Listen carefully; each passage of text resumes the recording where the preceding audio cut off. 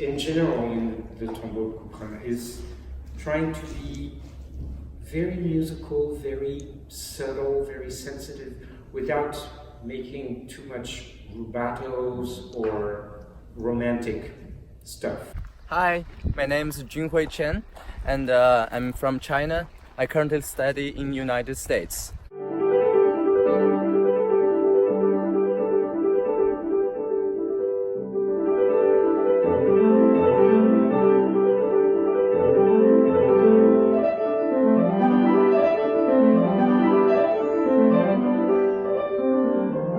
Heard so many good things about the Fontainebleau Music Festival, and many of my friends has been went to this festival before, and they all enjoyed very much.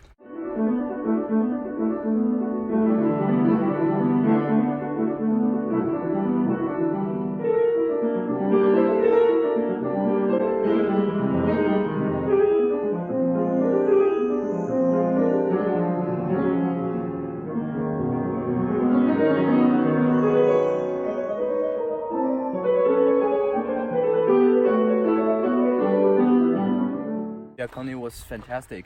He has so many good ideas about the French style in general, and he knows the piece very well. The piece I played for him is Le Tombeau de Couperin.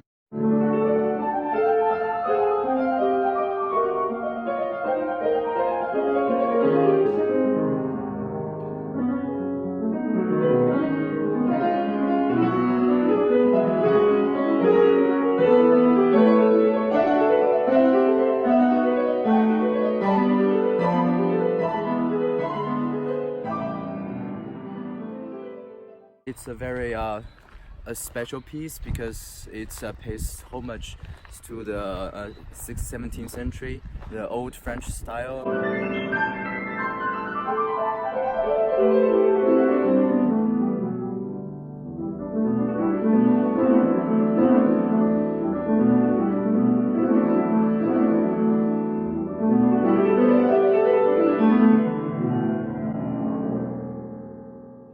Deceptive cadence in A flat major, oh my God. And then this amazing walk through the deep night of strangeness and uncertainty. And suddenly you get to the C major chord and the sun comes out. And suddenly life is easy. That's not a place to get active. It's a place to float like little butterflies. My name is Mihai Diaconescu.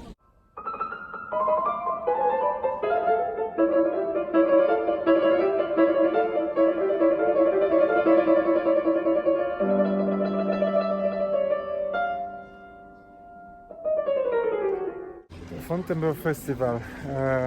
Well, I have to say that it's one of the best experience I had in my life. It's just now I'm here since 4 days so far, but I'm sure it will be great also in the next weeks. But it's such a diverse program, and high level musicianship, and wonderful surroundings. Being able to be in this wonderful castle. Now how come that's so? How could you tell? How, if you didn't have perfect pitch, how did you know that this was in the wrong key? Because the pianos weren't tuned in equal temperament. So the intervals were different from one key to another. So D major and C major and G major and E flat major, they all sounded different. So you could hear that and they say, I don't know what it is. There's something about this that isn't right. You see?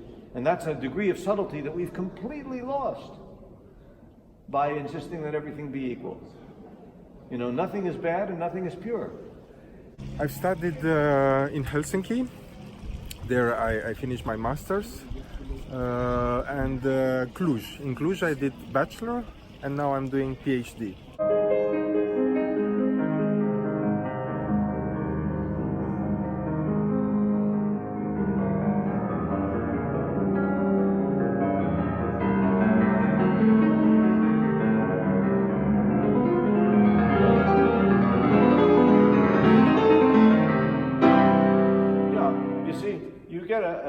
a sense of the mysterious, which is far more unsettling when you hold the pedal through than if you change it and you simply hear an interesting chord progression with ventilation at every place. The masterclass with Robert Levin is always a huge privilege. To be near such a musician, to get all that knowledge and the experience he has, and extremely fresh ideas, and well, it's a unique chance, and I think that we should be always thankful that he's coming here.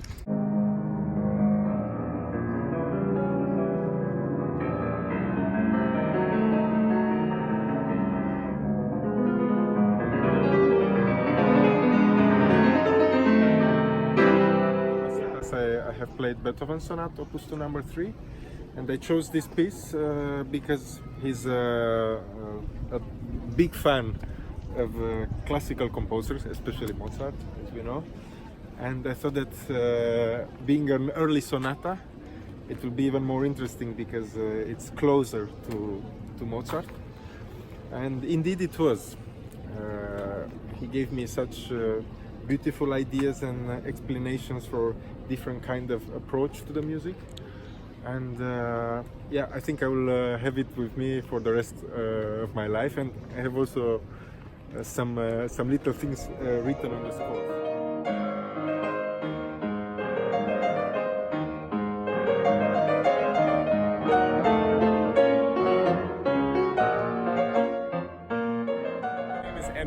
And I play cello, and this is my first summer at Fontainebleau. I studied mainly in the United States, so I came from Colorado and I studied at the University of Colorado, but then I went to a master's at Juilliard, and then I finished a doctorate at University of Wisconsin, and eventually I got a fellowship to come over to Paris, and I've been studying in Paris this past year, and next year I'll actually stay in Paris to do a residency at Cité Internationale des Arts in the Marais of Paris.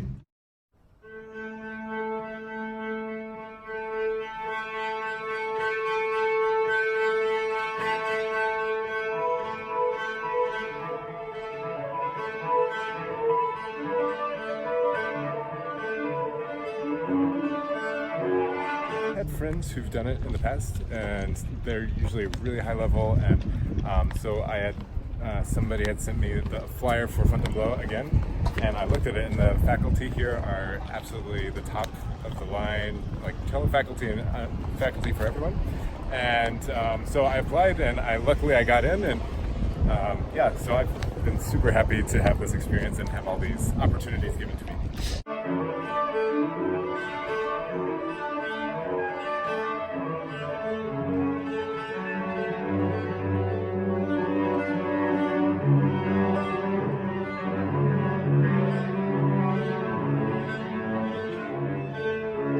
Favorite composer is really hard because I love a lot of different music and it depends on my mood. I would say, like, very personally would be Schubert. Schubert, if I listen to the Lieder, or like the piano music of Schubert is incredible. It's absolutely incredible.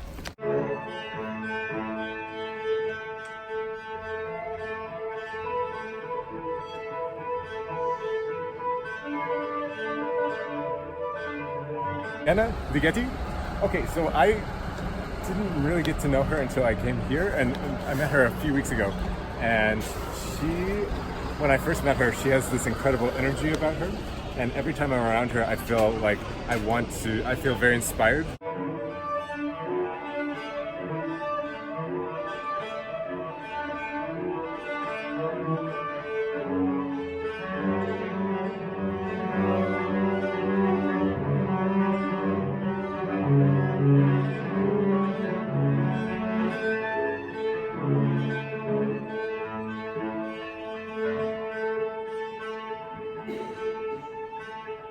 How energetic she is about creating projects and giving opportunities to everyone, and every time you go and talk to her, she's like, oh, what about this idea, what about this? So it feels like she's been like an incredible inspiration for this festival.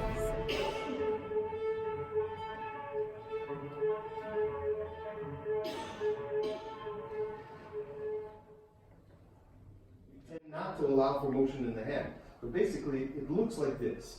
So like you're holding this, you're not allowing this to open up, you're not allowing the hand to swing naturally. Now, the reason why I went through the demonstration with the window is you're not supposed to move your shoulder. You're not supposed to move your elbow. You're not supposed to move your wrist. And you know, you can't. Move your elbow. I didn't move my elbow. Move it. Move. I pulled my upper arm. It's different. Move your wrist. Move. Move. I move my hand. Move. You know what I'm saying? Yeah. These are hinges. They allow motion. But they should allow motion. Because the impulses start from somewhere in the back, in the lower body. If I don't allow for that, this is what I'm going to get. I'm back to non-legato. Okay? There's nothing wrong with non-legato. But non-legato is something we do on occasion. And when we do it, it's with the intention for the notes to be separated from each other. When we want to play legato, it necessarily will involve some fluidity of motion, exchange of energy, intensity, and all those kinds of things, right? And for that to happen, all the places where motions could be blocked, like here, or theoretically even with your shoulder, you know, those are the places where motions have to be allowed to occur. In other words, allowing for, whether it's the forearm or the hand, to continue that action, okay? Now, that's pretty clear. What's a little bit more difficult to kind of imagine for ourselves, because we don't see it partially, is what to do here. And in general, what I feel like in your playing is that you tend to hold yourself. It's like if without the cello, it's like you're thinking, this is what I should do with my body. You know, like this. And I'm thinking, no, this. Now, I need to bring my arms up, it's true. This way? Maybe not. This way.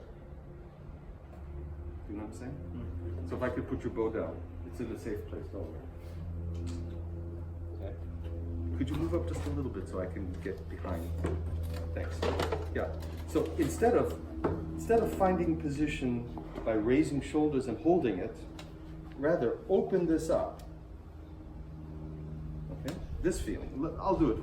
You don't have to do it. I'll do it. Okay? Open and find position. Okay? It's not the same. The origin of that action is not here. It's here. In other words, if you can imagine your back and your arms, you want to open that. And that's the feeling.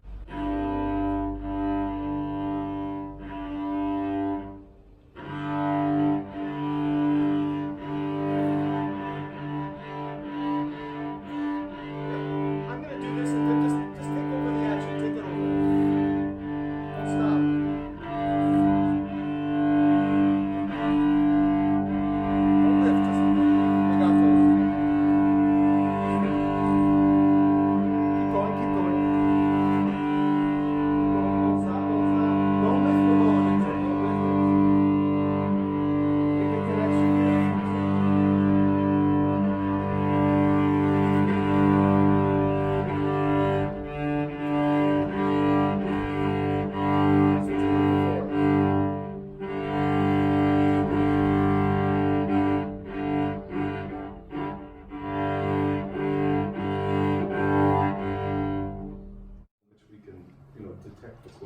So let's do just slowly. Do you mind if we do that? Or are you one of those that only likes to play fast? No. I'm teasing. Let's do it, because I think the main thing is now, we worked on that, but I'd like to just get into how you apply that to what you're doing. Okay? You can play a little bit. I won't stop for now. But under tempo.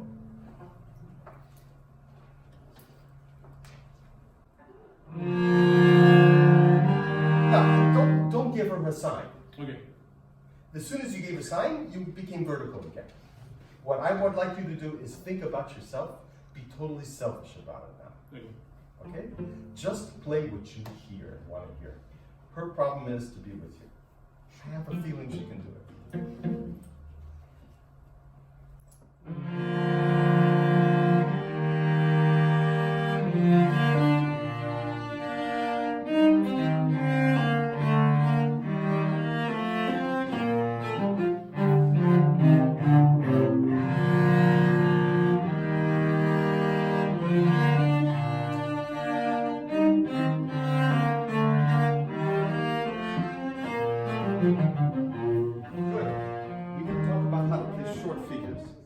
Could I ask you just to play alone? Dum da dee dum bum bum bum. Just from here. Da da da. Tum tum tum. Yeah, let's just focus on tum tum da da.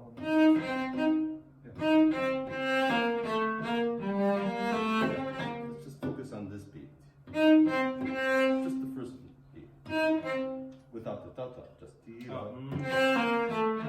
Because you're not in the right part of the bow, but you know you're in the wrong part of the bow. Then you back off, you get to the fingerboard, and it goes like this. And then things don't sound anymore. My idea of the use of the bow in those situations is not to back away, not to play defensively, not try to compensate for a mistake that I made, but rather go to the place where things will sound and I can play naturally and normally. So, if I want to use pressure to feel comfortable, use the pressure. But get to the part of the bow that allows you to use pressure, and it won't be too much for the string. Middle, upper half, that kind of stuff. Okay? You can start at the beginning again if you like, or you don't have to, wherever you want. Second phrase? Whatever you like.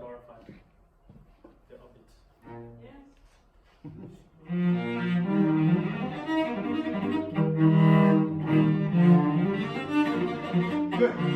Try all that manual, Munio, and don't play the fingerboard. Yeah. Yeah? And can that be maybe more expressivo? I mean, it would kind of be nice if you invited her to play. It's like, come on, be a little friendlier about it. You know, say, come on, let's go and play some nice music together. Yeah. Yeah, again. No, let's just try it once. You have to earn her respect here. And inviting upbeat.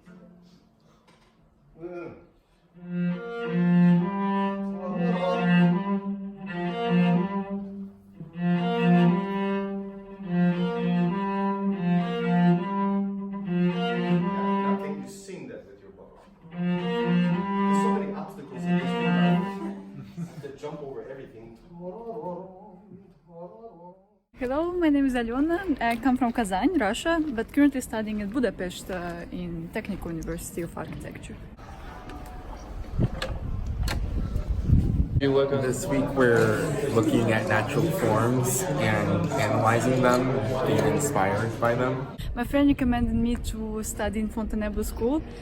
He had a great experience here and I was inspired as well to come here again. We went to the forest to take imprints of various natural living things and we're analyzing their systems. Here it's a great opportunity to learn from the best teachers as well as learn from the same architects, professionals, students. It's just a part of a tree. Are you guys working on individuals? And I'm interested to learn from each other the methodics and education system in drawing and in approach, how to create new types of architecture. So we are taking the samples that we imprinted from the forest and we're trying to do some diagrams. We're trying to analyze them without thinking about the original object. So yeah, this is what we're trying to do.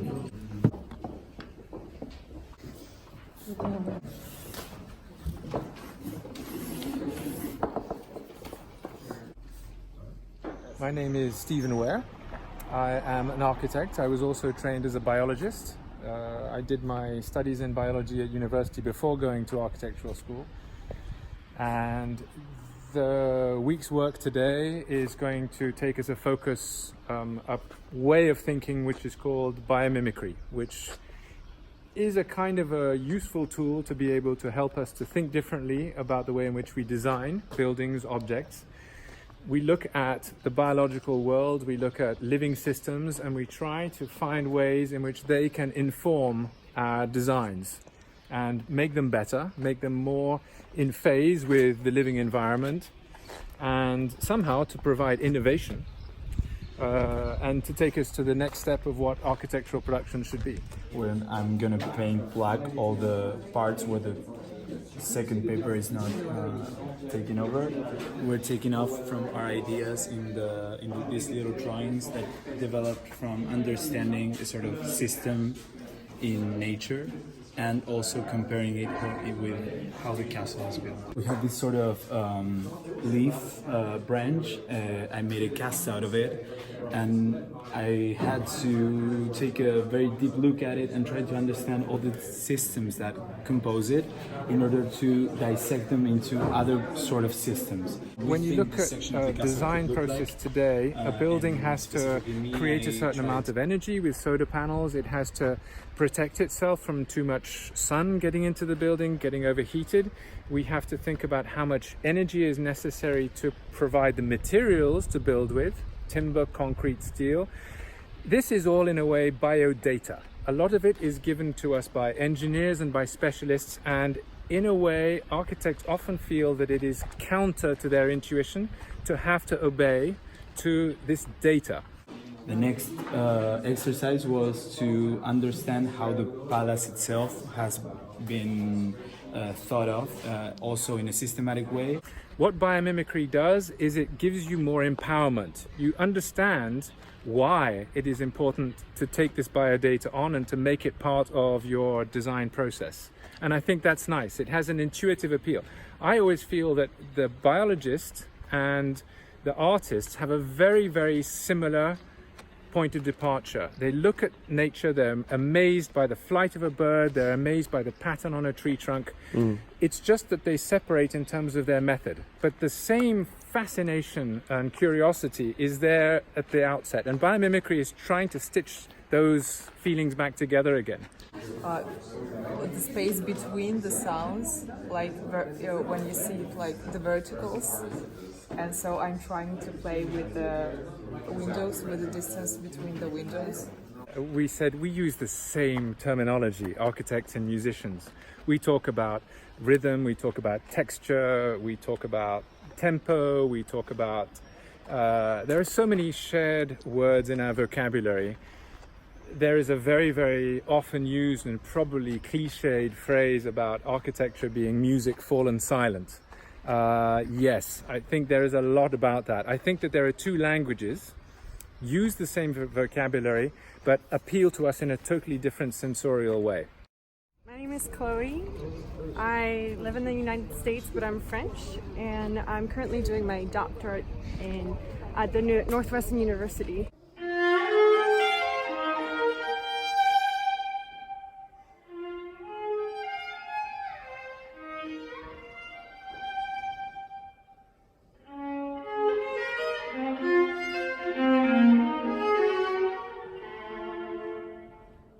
Technical approach in the States is much more emphasized than it is here. Here it's much more about trying to find inspiration in the culture and the language and the traditions.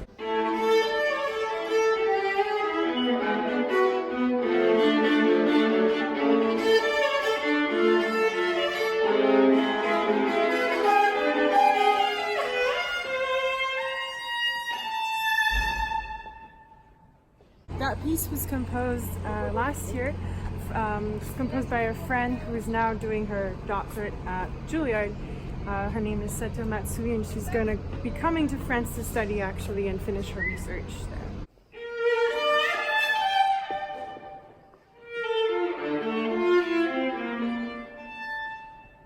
My favorite composer, I think I have too many, but I would have to say Ravel is obviously one of them.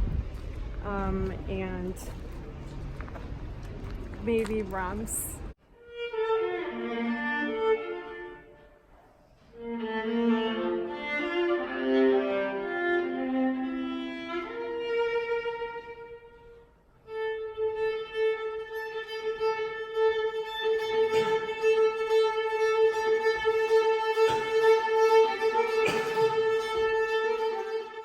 actually did the festival about 4 years ago, and I had heard about it from the new director, Diana Ligeti, when I was studying in CNSM de Paris for 4 months.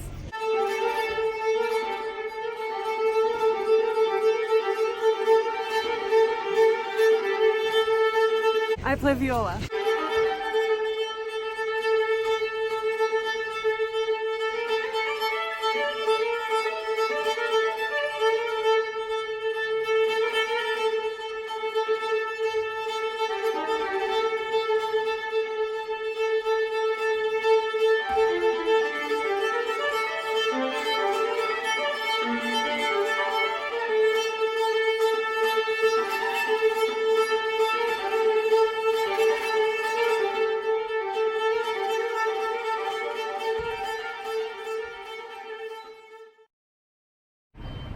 I think down the middle drawing you're seeing the buildings, the shapes of the buildings.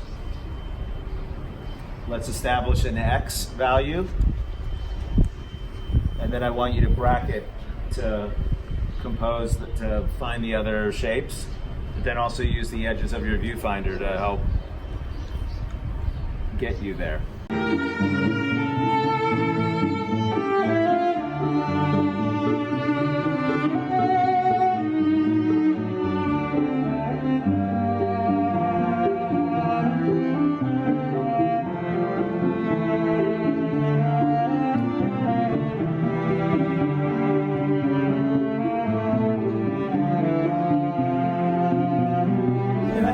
Promise me that you'll come back in the next 2 weeks, try to do the same exercise just on your own, and see how things develop. It's always curious to see how what this drawing looks like to what you did, to what you'll do in 2 weeks.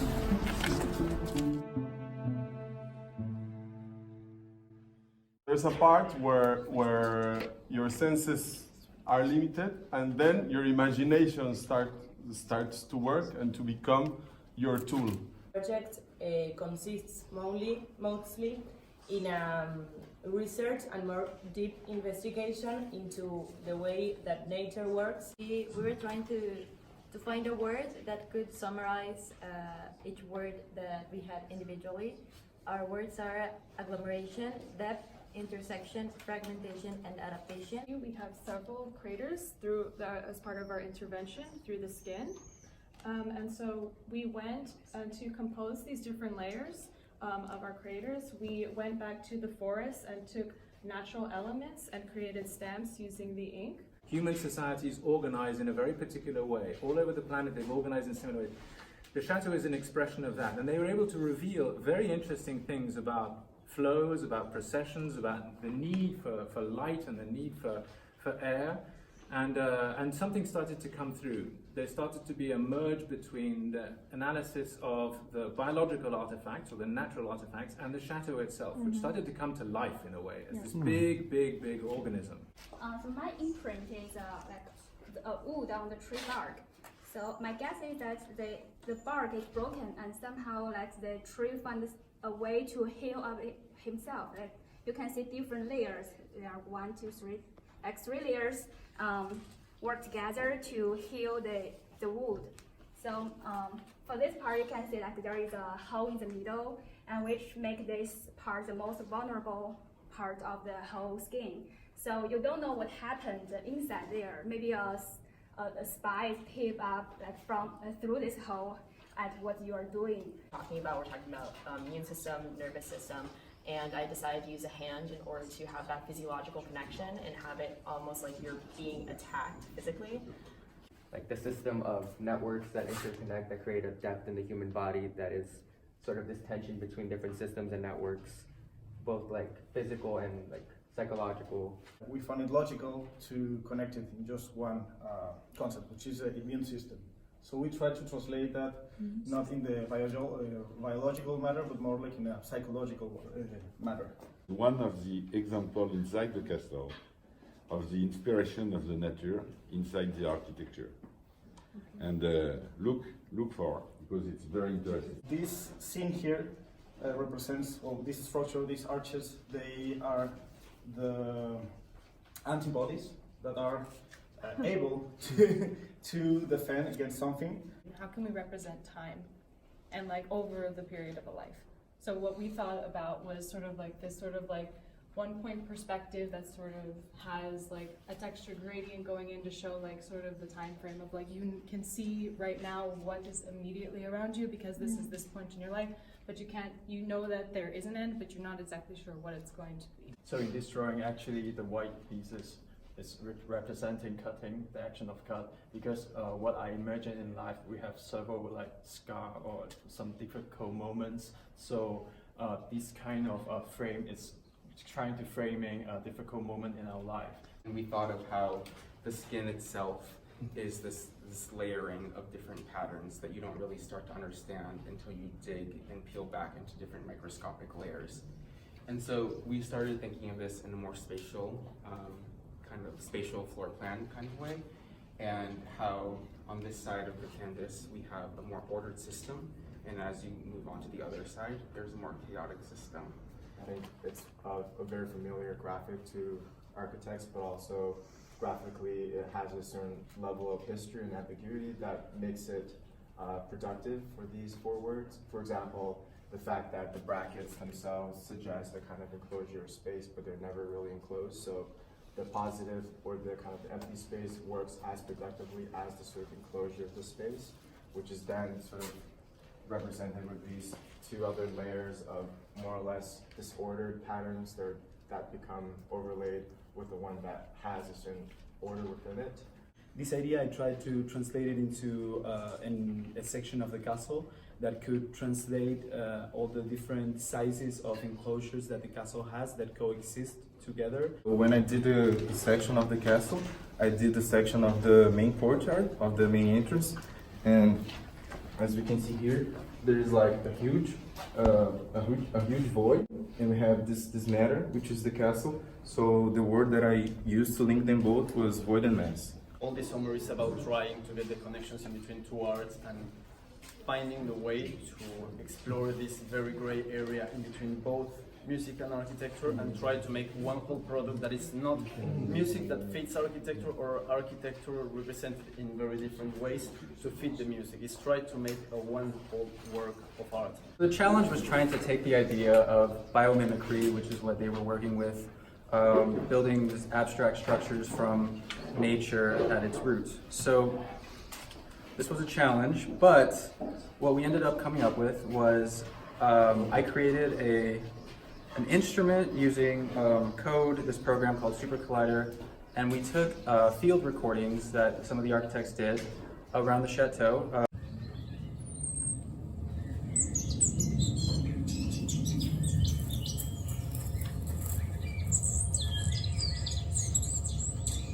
When the architect first approached me, they told me the entire project would be on a canvas which represents the skin of life, and the life is in a circle. So the first thing coming to my mind is circle of fifth, like chord progression at Pachelbel, like cannoning C, like which is a chord progression you can go over and over.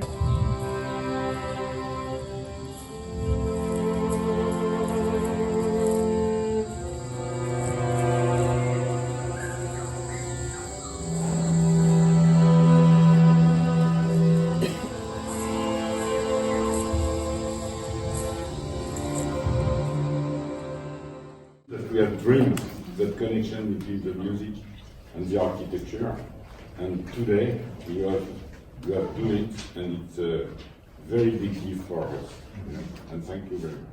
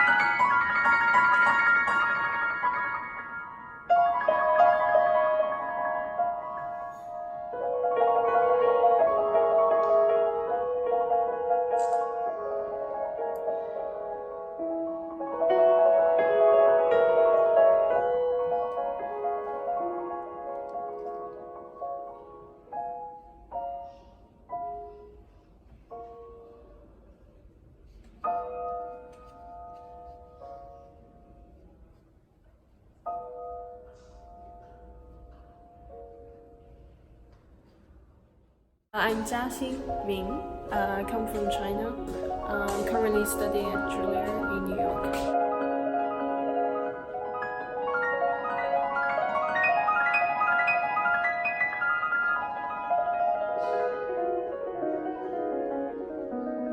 I know the Fontainebleau schools through the poster that I saw at the school.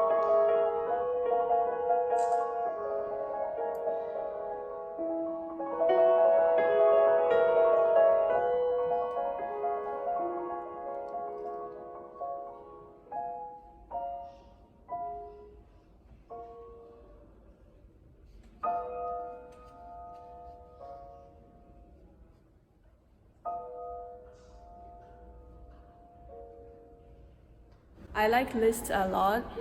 The place that I played is from the Years of Pilgrimage that he composed. It's called the Water Fountain. During that time, he already decided to take the minor order from the priesthood.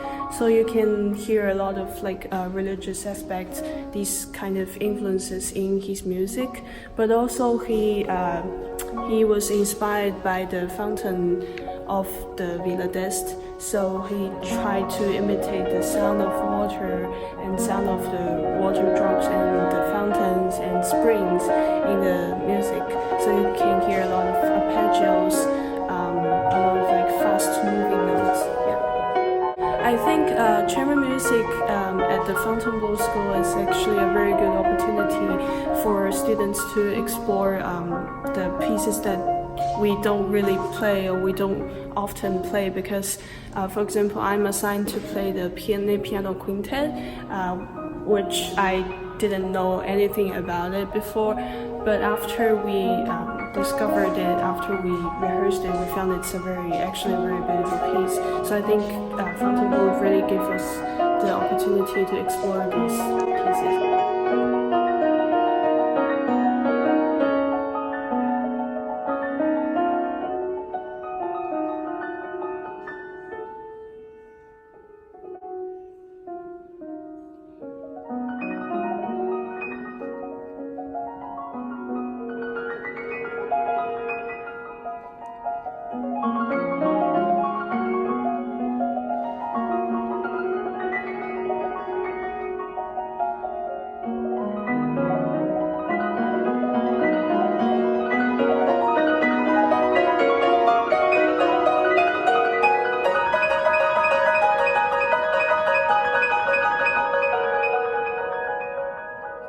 When we are here at Fontainebleau, we are surrounded by these beautiful castles and beautiful nature, and then they try to make you feel these beautiful things, and then try to make you put these beautiful things in the music, rather than just teach you, you should use what kind of technique in different places.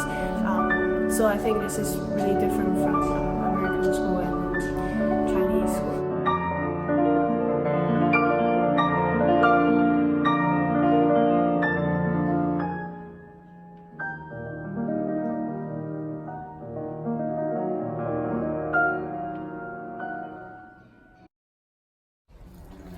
Hi, I'm Annette and I play the cello. First I worked with Philip Muller, which was an amazing experience, and then had a master class with Gary Hoffman, who's, both of them by the way are my cello heroes. It's pretty amazing to be able to rehearse and perform and walk through the same halls as Napoleon and Marie Antoinette. Luckily, I'm actually playing a lot of Ravel this summer. I'm working on the Ravel trio with wonderful musicians and also the Ravel duo. And as a cellist, that's the most I can take advantage of playing his music because he mostly wrote works for piano. He wrote a sonata for violin, but not much for cello.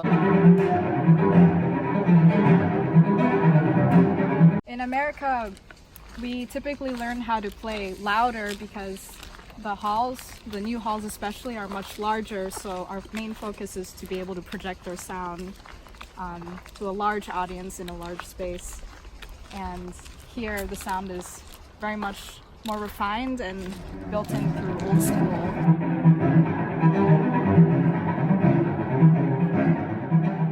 We found that there's already a very, very interesting element, which is this outline of the buildings. So that was our starting point. And we want to take that as a dialogue. So instead of offsetting the layout of the building, we were offsetting this shadow. And when we are creating this mirror of water, we are emphasizing what is already there. And we're also getting to this point of contrast between the solid and the reflection. This kind of sterile bed of white gravel or stones, and this space of water in which you can walk through, you can see your own reflection. We wanted to create a certain kind of experience that the visitors of the portrait would feel invited to go on the water, take out their shoes and walk through it, because what we have actually is like, we have a diagonal that cuts here. So it's kind of a line of desire that people, when they're in the courtyard, they use it. A lot of my music deals with contrast, but more the threshold between two different things. So a lot of my music's very quiet. So this idea of the threshold between audibility and inaudibility. And the other thing I was inspired by is this idea of not composing sounds that are objects that you listen to, but that you feel as vibrations. At the end of the presentation, you're starting to think about how that line is blurred a little bit. And I think that, to me, is exciting in terms of how you reinterpret the square. So all of a sudden, when at the beginning you talked about your shadow line and the sharp line between reflection and non-reflection, but then you spoke to how you could blur it with green and grass and different landscapes of natural materials. So all of a sudden that line isn't so sharp anymore. It's actually dissolving as well. The possibilities was, I took the sound of like a waterfall and I looked at the spectrum of it, and I derived the partials from the Fibonacci series and filtered out the others and took an arbitrary section and sort of derived my pitch material for that piece with that. And so that would be the triggers of each of these lilies. So there's lily pads throughout the whole thing, but only certain ones actually play the music when people are exploring. So they don't know where it's going to be, but the proportions match, as well as the music was derived with that same proportion. Which is another invitation for people to come to the site, not just because they see people like walking on water, but also because they hear this humming of a partial at the same time. The first image, as you saw in our video, the river is not always visible. So from this location, like if you're looking far away, you can't tell if people are in the river or if they're not. So we wanted to create an image to depict this curiosity that we wanted to create. And our second image depicted from looking this way along the river, you're starting to see people walk, you're starting to see people engage with the site. I think it was very smart of you to do the video, because that was such an easy way to present the effect you were going after. But one of the things that the video reveals is the importance of the reflections, and you see the cameras trying to capture that. You were working on the music field in a way, and the musician was working on the space field. And I think by doing this work together, I think you really, that was the goal of this week. And so thank you so much for working together. I think you really understood time and space in time. And thank you.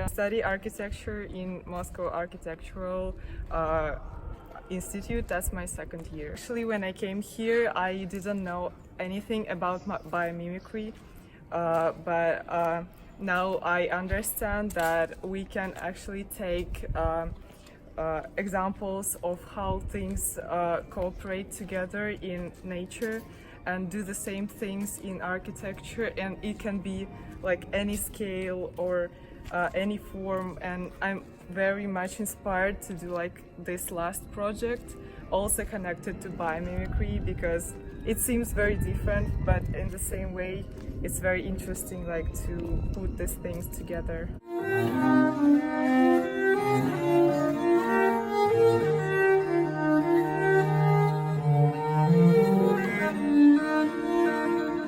Really love working with musicians during the whole process of designing, because we had a lot of lectures by Diana, and she told us that actually a lot of words that we use to describe architecture are also connected to music, so it's almost that, like, the same way they design and build music, we do the same with architecture.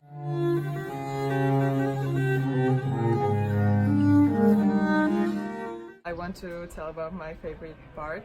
Like, actually my favorite part of being here is feeding fish every single day on this beautiful place, because they actually, all of the animals, they come together and fight with each other, and it's a lot of fun just to get a little bit of rest from the beauty and monumentality of the chateau and to enjoy this.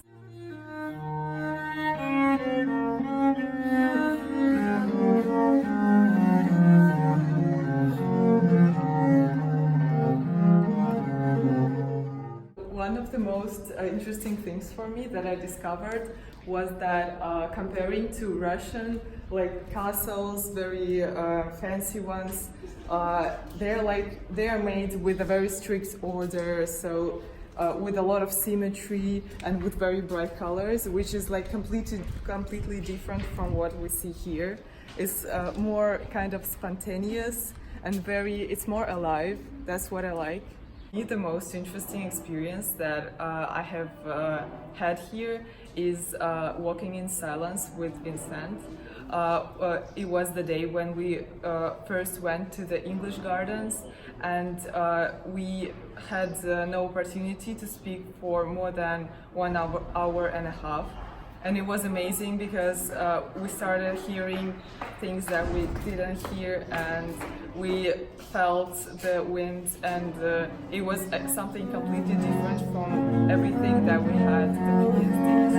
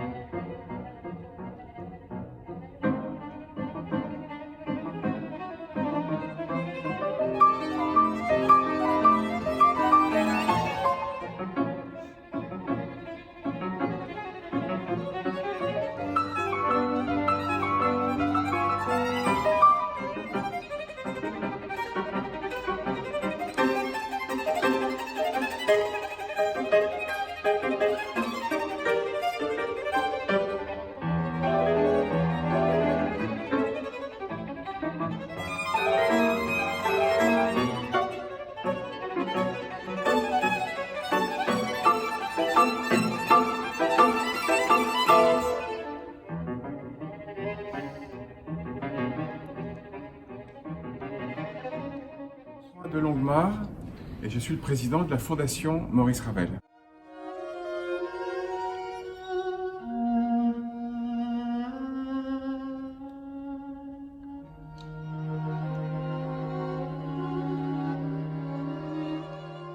La Fondation Maurice Ravel, elle a été fondée par le frère de Maurice, par Édouard Ravel, qui a d'abord créé une association juste après la guerre pour soutenir la notoriété et la diffusion de l'œuvre de son frère. Et puis elle a été transformée en fondation à la fin des années 50, juste avant la mort d'Édouard.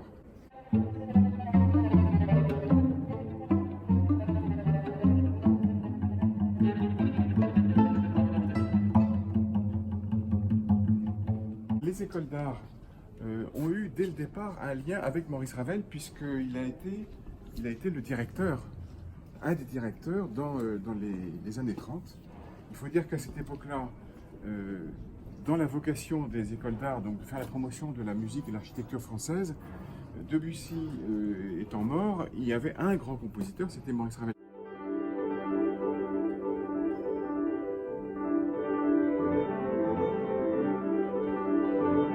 Ensuite, Nadia Boulanger a été la grande prêtresse des écoles et la Fondation, elle, au moment de sa naissance et dans ses premières années, n'a pas eu une activité dirigée vers les écoles d'art. Ce n'est qu'il y a quelques années qu'on a pensé qu'il était légitime de renouer ce lien qui existait à l'origine.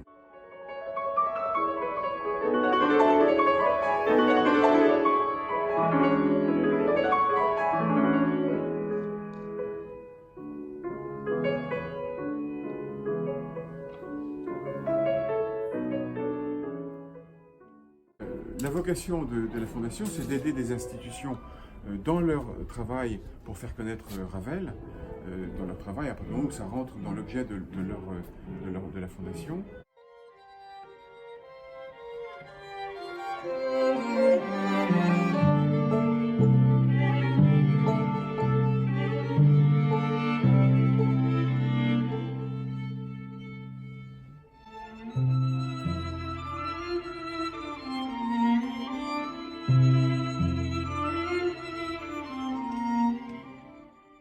L'idée du lien entre la Fondation et les écoles d'art, ça a été d'instituer un prix, d'abord un prix d'interprétation. C'était une façon d'inciter les élèves, même de les obliger à interpréter des œuvres de Ravel, donc des œuvres de musique de chambre, de piano, quatuor, trio, duo, etc. Et donc de primer les meilleures interprétations. Donc, tous les élèves on propose à tous les élèves actuellement d'interpréter pour cette journée de l'interprétation, le prix d'interprétation, un ensemble d'œuvres, et puis on donne 3 prix, un premier prix, un deuxième prix, un troisième prix, qui peuvent être des prix ex aequo. Et puis à cela s'ajoute un prix du public et un prix du quatuor, parce qu'on se rend compte que distribuer 3 prix sur environ une trentaine d'élèves et 18 morceaux, c'est souvent un exercice difficile, et il y a souvent des ex aequo, mais depuis 3 ans au moins, depuis 4 ans même, on se rend compte qu'il y a toujours au moins un musicien ou une musicienne qui émerge, et ça a été le cas cette année, où le premier prix a été donné à une jeune violoniste qui a une maîtrise et une concentration dans son interprétation qui nous ont éblouis.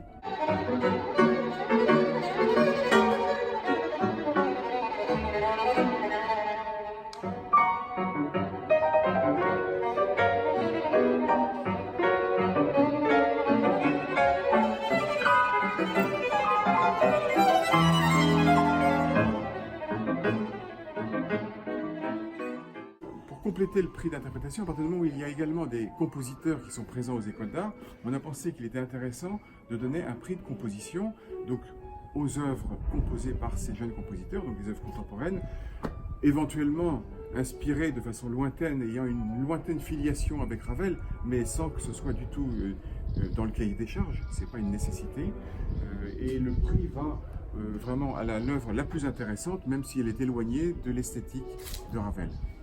My name is Austin Simons. I studied at the University of Chicago, and I'm originally from Texas.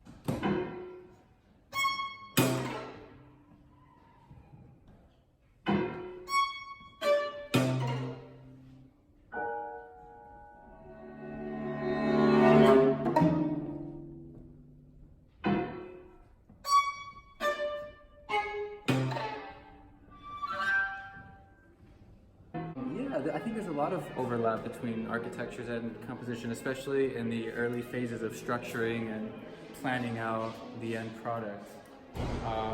As far as inspiration, I'd say just thinking in abstract ways when you're constructing your piece.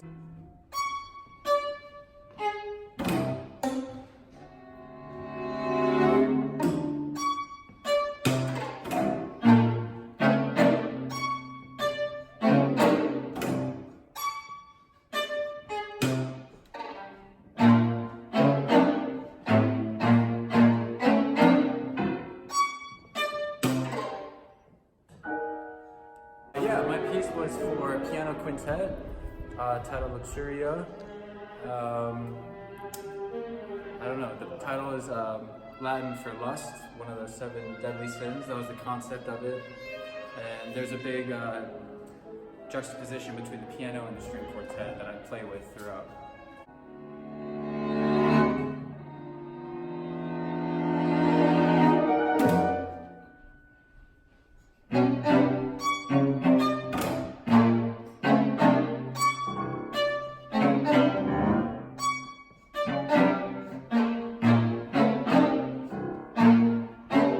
This piece I actually wrote pretty fast because we had a deadline for this festival, so I probably wrote it in about a month. The process, like I said, I'm very much, I plan, I draw out the form, and I'm very methodical about how I put together a piece.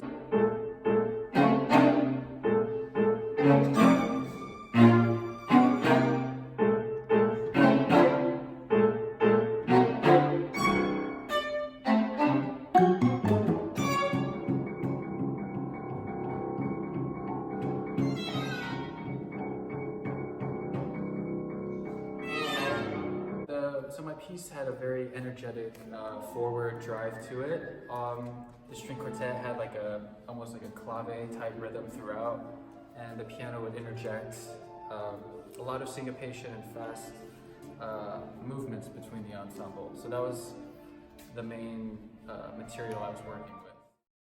My name is Maria Strapzane and I'm from Latvia, but I study in France in Lyon Conservatoire of Music.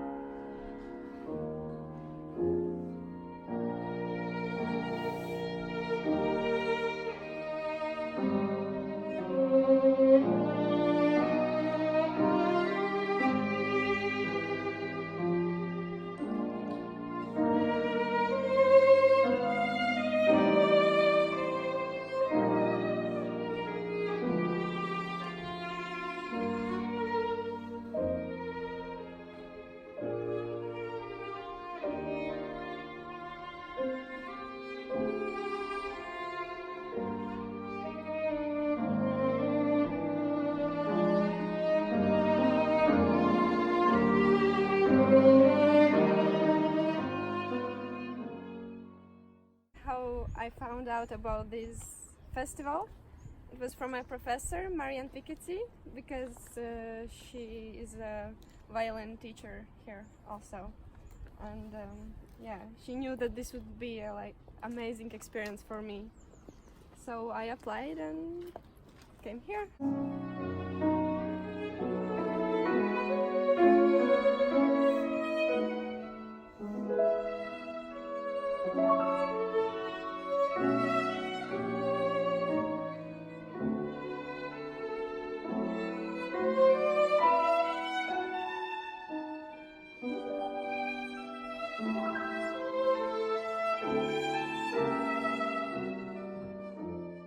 Piece we played with Mihai, it's by a Belgian composer, Guillaume Lequeux, but he studied in France, and it's a pity that almost no one knows about his music because he died really young. He was just 24 years old when he died.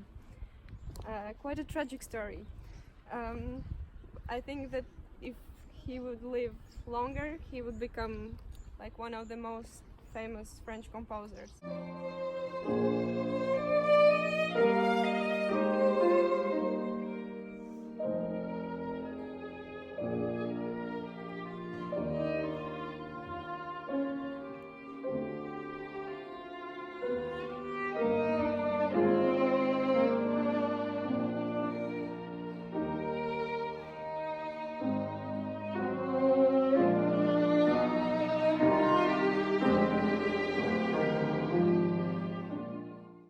Marie Desgans, Gérard Poulet, Philippe Graffon, Marianne Piketty, and Alexis Galperin.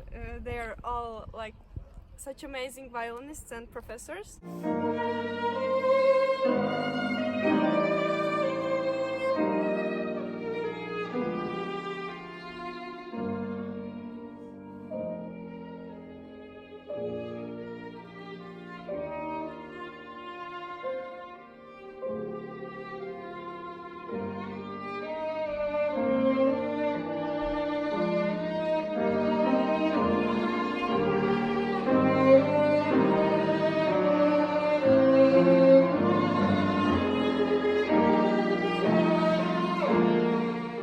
I was particularly excited to meet Philippe Graffon because he studied with one of the most amazing Latvian violinists, Philip Hirschhorn, who is a big inspiration for me.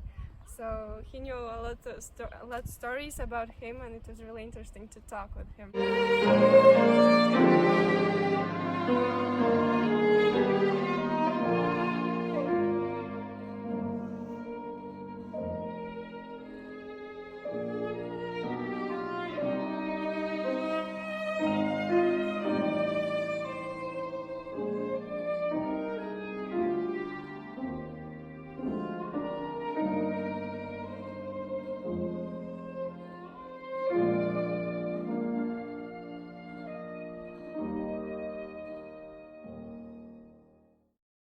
My name is Emma Mine-Rankin.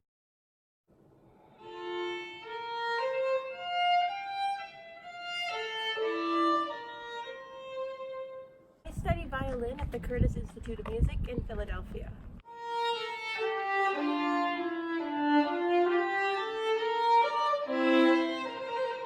Here I played a lot of Ravel repertoire, and I really enjoy working on it with the various teachers here because they really have a culture of French teaching that's really not available to me in America, so that was very fascinating.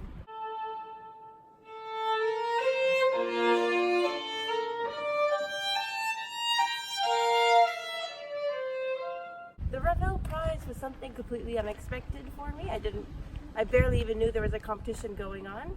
It was very exciting working on the quartet with my group and trying to make it as perfect as possible, but of course the second violin sonata is a piece very close to my heart, so it was very special to me that I was able to perform it many times here.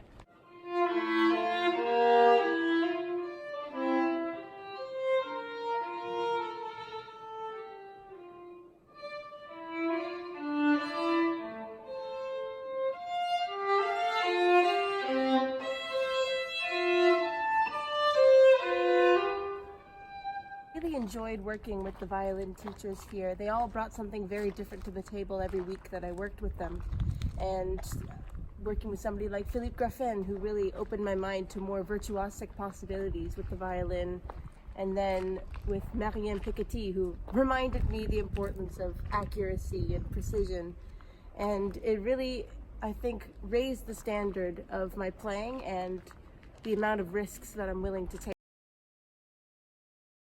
Going to the Cyclope, a sculpture made by Tingeli and Nikit Sinfal in the forest of Fontainebleau.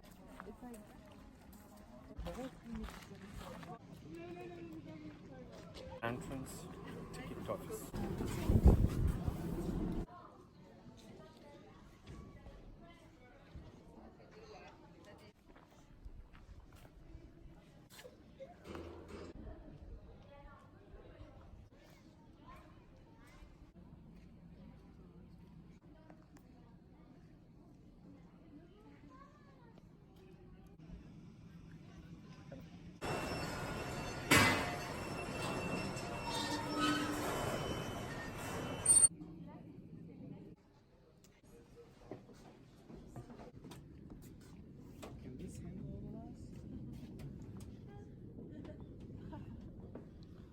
I'm scared. No, I don't want to go there.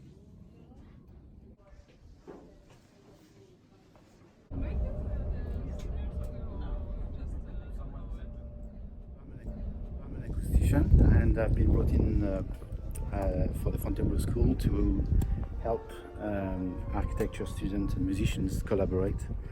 My world is basically when music meets architecture, and in particular I've given them a masterclass at the beginning of the program to tell them about the evolution of design of concert halls in theaters and opera house.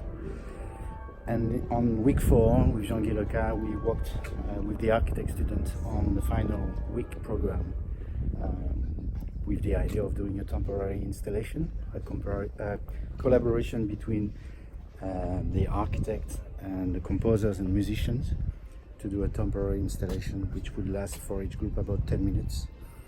And so we're trying to guide them in how to welcome public, to appreciate the space they are working in, the materials, the architecture, all these sorts of things. It's taking them a little bit out of the box, and it's probably one experience they will never do again.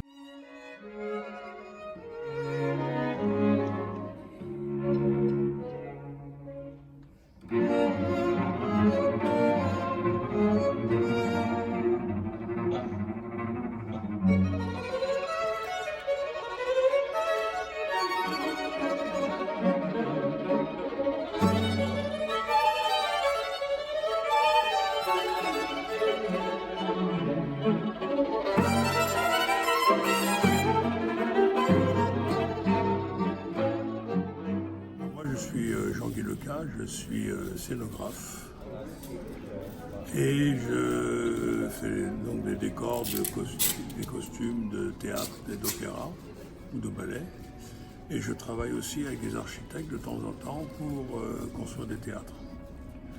Et là je suis la dernière semaine des 5 semaines des écoles américaines pour faire travailler les architectes avec les compositeurs, créer des musiques originales, et les musiciens qui exécutent ces musiques originales pour faire 4 ou 5 petits spectacles, soit dans les jardins, soit dans l'architecture.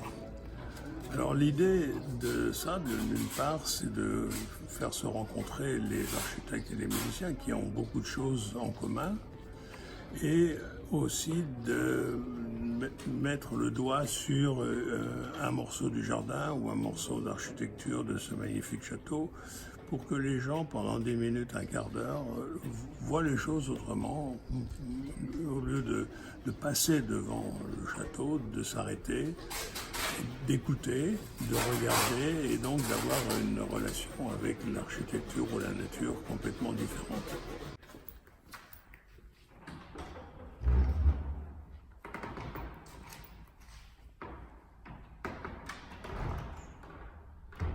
You know, when I explained to you when I spoke about Schumann, I explained you must do coloration always. So look at this. You have 1, after you have 4. Between 1 and 4, you can use 5 or 4. What is 5 or 4? It's the dominant of D flat major. Try with A into this. What is the dominant of D flat? Don't move. But this is 4. I want 5 or 4 before 4. What is the dominant of D flat? Isabelle Duhart. J'enseigne depuis 32 ans aux écoles d'art américaines.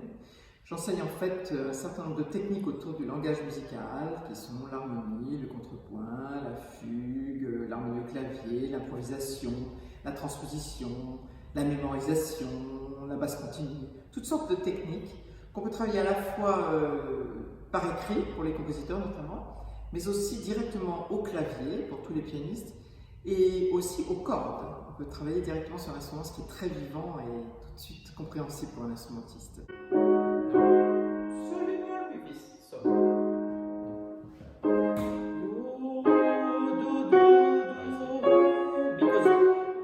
G flat must go on F.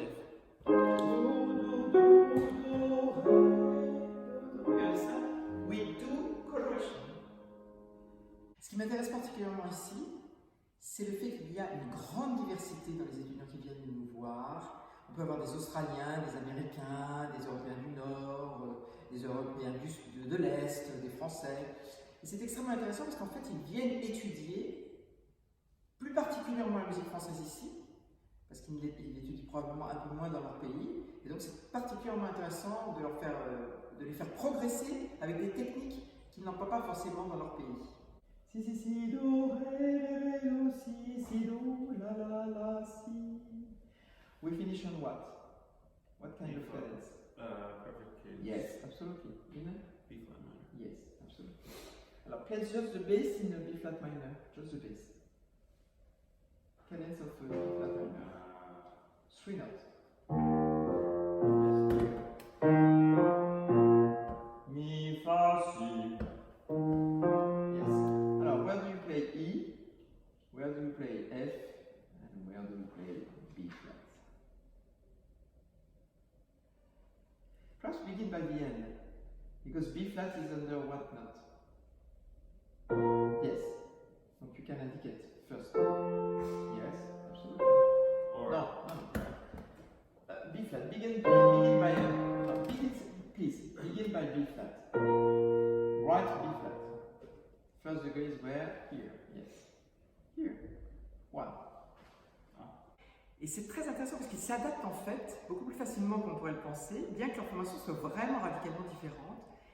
Et c'est toujours intéressant de confronter à la fois parfois un étudiant français qui a été formé lui d'une manière différente et un étudiant étranger qui n'a pas du tout la même approche. I wrote a prelude in the style of Debussy, and I think I was inspired by his colors but also his forms for this piece. Samuel Haussmann a écrit très rapidement, parce qu'il n'avait pas beaucoup de temps, un prélude dans le style de Debussy. On avait bien sûr au préalable analysé un Debussy, j'avais expliqué vraiment le langage de Debussy, la forme chez Debussy, le langage harmonique, et s'est inspiré de cela pour écrire un prélude lui-même. Je ne lui ai donné aucun élément thématique, il a tout inventé. J'ai trouvé son prélude extrêmement intéressant, c'est pour ça que je souhaitais qu'il soit joué et que notre pianiste merveilleuse lectrice joue ce prélude pour lui.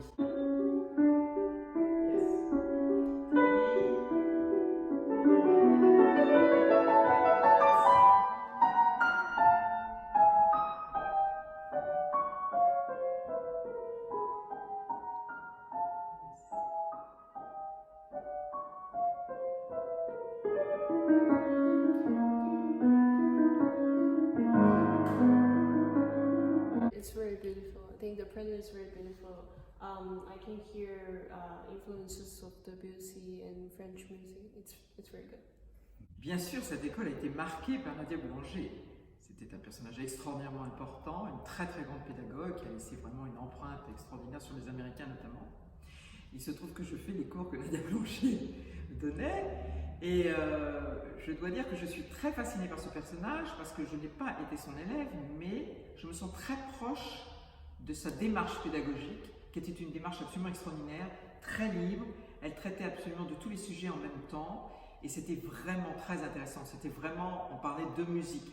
On n'était pas très spécialisé dans une matière, on parlait de... Hi, I'm Natalie Darshall and I play the violin.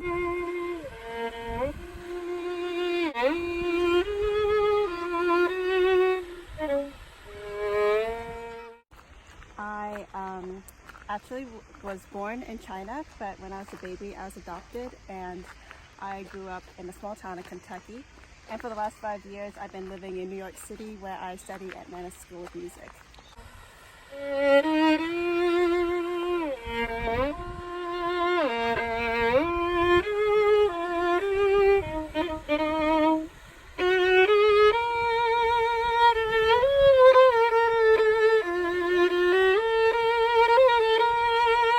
Actually, I spent a great deal of time on the Zigan by Maurice Ravel, which of course here we study French music, and so I really want to take the opportunity to work with the violin professors here.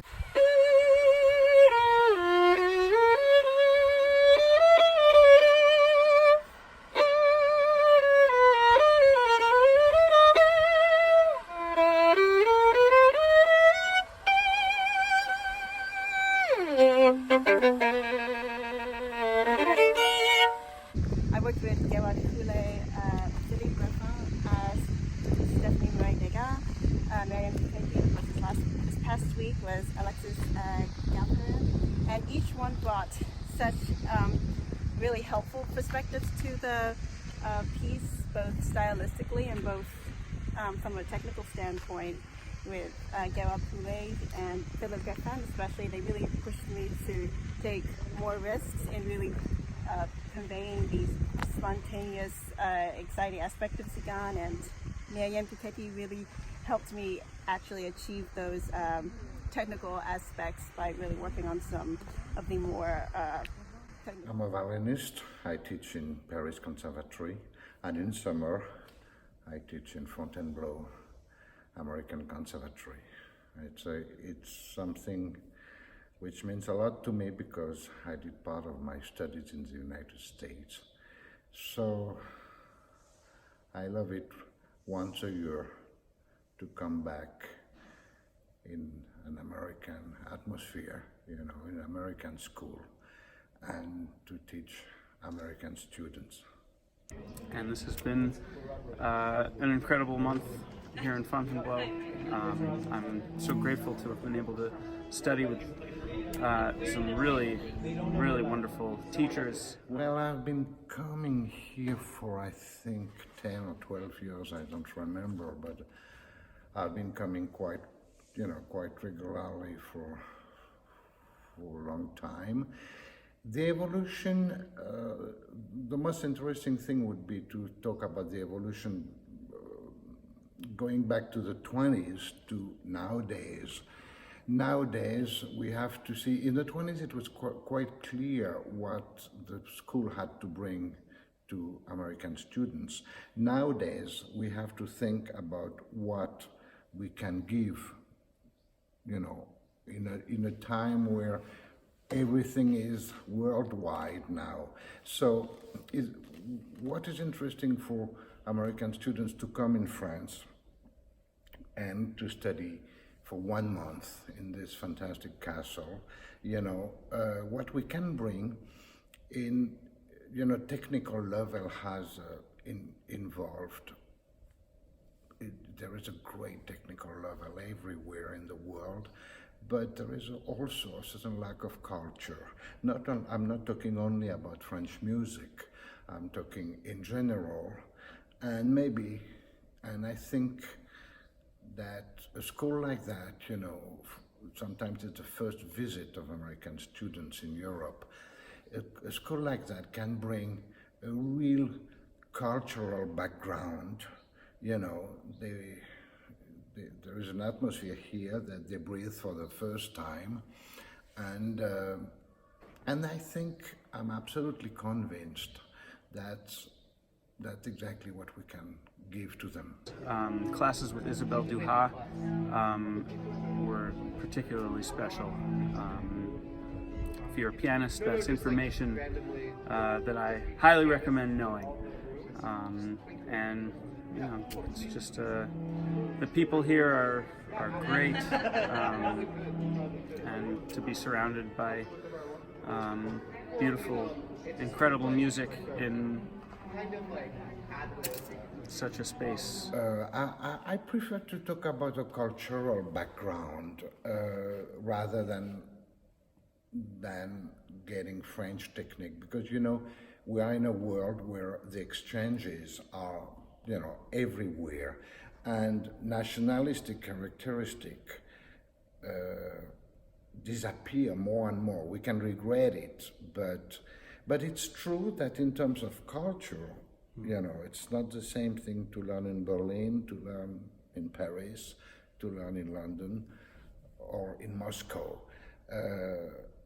What we can bring, I think, what we can give is, as I said, a certain way to approach music, which is, yeah, I guess, which is typically French, but, you know, I wouldn't say it's in terms of technique. It's more general than that. It's something, you know, which is related to what I said, the culture in general. And that's what we can give to the students. And I think that's why they come. My name is Elaine. I play the viola. I'm from Hong Kong, and I'm studying in the United States, the University of Missouri at Kansas City right now. First time in Europe and first time in France. We've spent, this is the canal, by the way. We are right next to the beautiful Château, and this is where we usually actually hang out and have some really nice conversations.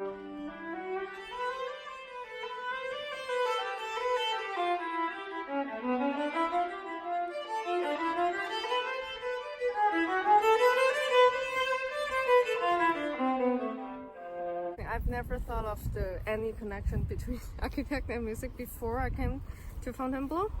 But after sitting in the classes, I went to their classes and lectures a lot, and I realized it's actually very closely connected because it's all about abstractions. It's all about your imagination and creativity, how to explore your feelings and emotion or inspire people through something really abstract, but at the same time very direct. So I found it really mutual, actually, between architect and music.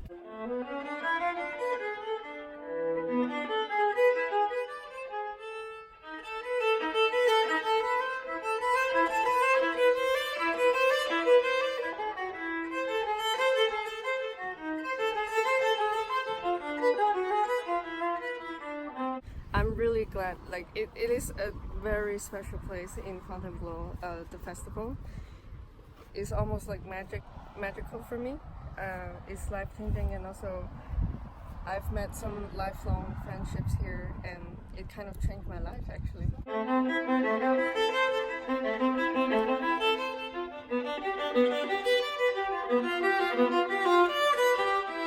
Because they are all really amazing musicians, and sometimes you play together and you enjoy being around with each other, and then sometimes we start with music until very late, like 1 or 2, because there's very nice facilities that the festival provided. This looks like the exit of the 2019 session, which is actually the 99th session of the Écoles d'Art Américaines and the Conservatoire Américain in Fontainebleau.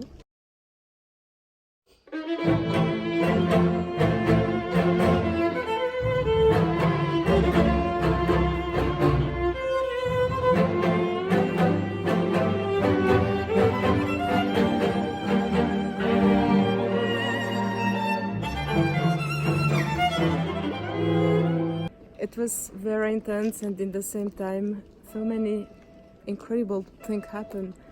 Friendship, music, harmony, and I think everyone will keep a very good remembrance of this session. Now everybody deserves a little break, and the rendezvous, it's in 2020.